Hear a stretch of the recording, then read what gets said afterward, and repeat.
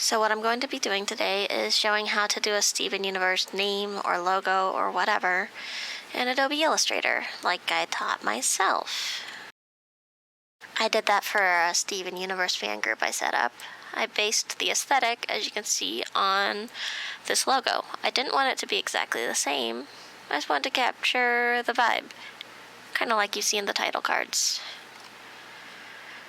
So the font I'm using to start is actually from, I think, thefont.com. It's called Croniverse, as you can see up here.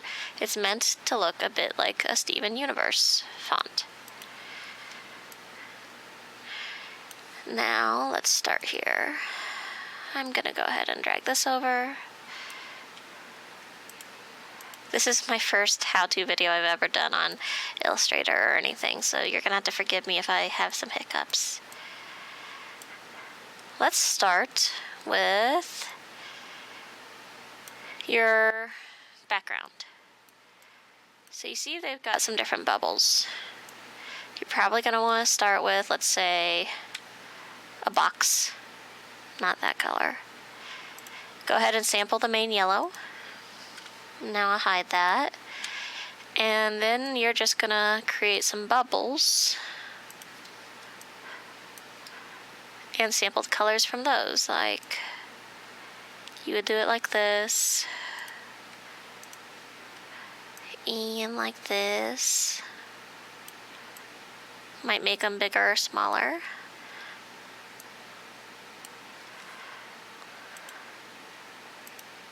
And just do it as so. You don't have to be exact with it. Your goal here is capturing the vibe. So I'm going to go ahead and group those up. That's what you would do. Now I'm just going to use my previous ones. Gosh, I am so bad at this. Where did it go? That's why. It doesn't matter. I'll use this one. Now you're going to take your Croniverse and type what you want. So let's see what I want to do for this example.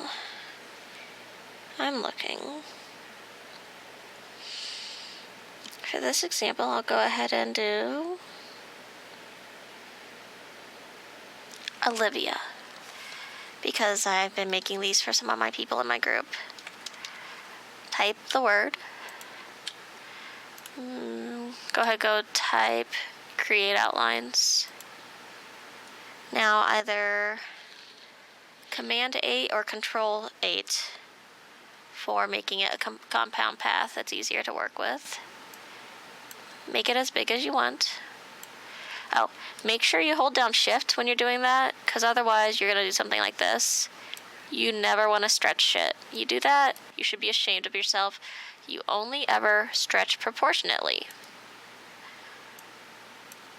Otherwise, you're abusing your text and it just looks wrong and unprofessional and terrible. Like, don't do it. Just don't do it. Alright.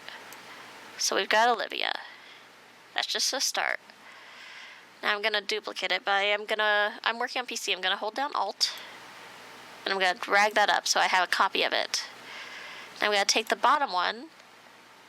And see this? I grouped these together, the bubbles in the box. I'm going to take that and I'm going to select one of those. And I'm going to go Object, Clipping Mask, Make. See that? Isn't that neat?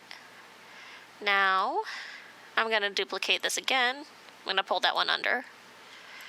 The one in front, what I'm going to do now is I'm actually going to sample this color. What I did here is you can sample it from that, or whatever your logo you're using, sample it like that. Now you don't want it to be covering up like this, so swap it around. Now it's the stroke instead. Now click your stroke, round caps, round joins, and you want to align your stroke to the outside. Now I'm going to show you why. If you align it to the inside, you're going to start altering the text, the shape of your letters. See, it doesn't look great. It's going to make your letters start just getting cut off, and it won't look good. You might think it does, it doesn't. A line stroke to inside still does the same thing. You don't want that. A line stroke to outside. It'll leave your letters intact. It's very important. Now make your stroke about as big as you want. This seems fine to me. And now, see that one from before, the one that has no color or stroke or anything? We're going to duplicate that yet again. And you know what? I'll duplicate it again just to be safe. Now I'm going to take both of these, the top two, and I'm going to sample that color, switch it out so it's a fill instead. Now watch. Take the bottom one, hold down shift and press down right. Don't worry, we're going to futz with it more, but for now we'll just go. You select both of those orange ones. Object, blend, make, object, blend, blend options.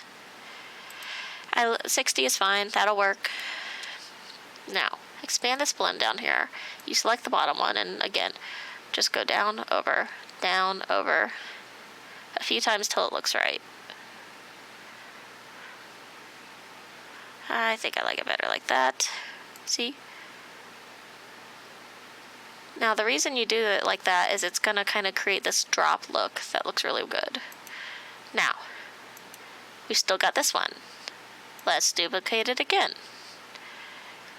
Now, the next color we're going to sample is this violet you see. Again, down, over, object, blend, make,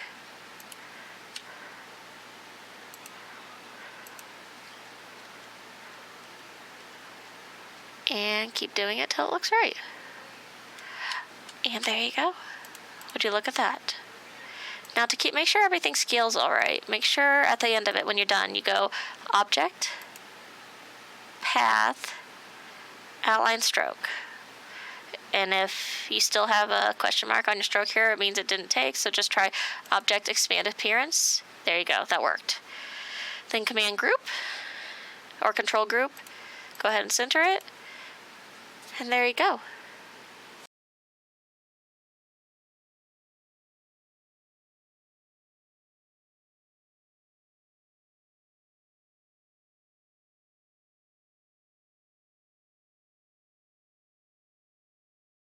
Let's see here.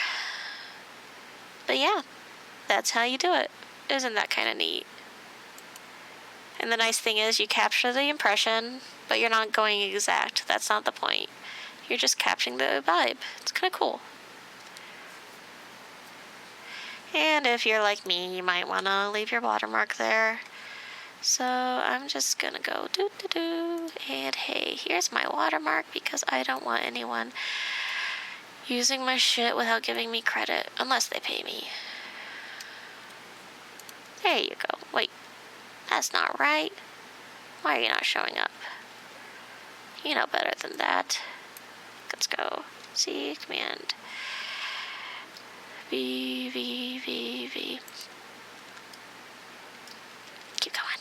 Do it.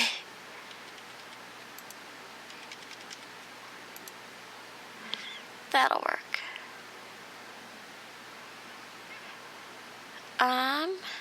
But yes, that's how you do it. I hope that makes sense for you dolls.